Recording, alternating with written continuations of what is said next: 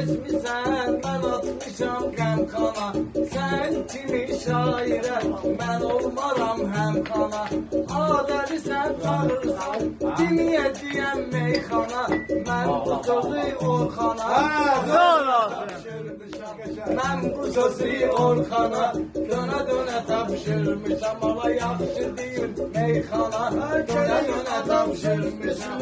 Delidir çox tələsməsin, yəni sonra həyazan təsir edir bəsməsin. Nə qədər demişəm hələ kimə, mənim sözümü kəsməsin. Bu cavan oğlana dönə tapşırmışam. Bu cavan oğlana dönə tapşırmışam. 1000 manat ki getirdin, nə qədər olar yüzü kesir.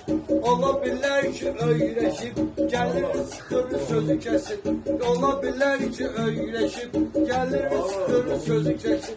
Ay kişi bilə eləyir, sözünü qəsdən özü çəkir. Kəsmə onu, çəkmə onu ekrana, dönə tapşırmışam. Çəkmə onu ekrana.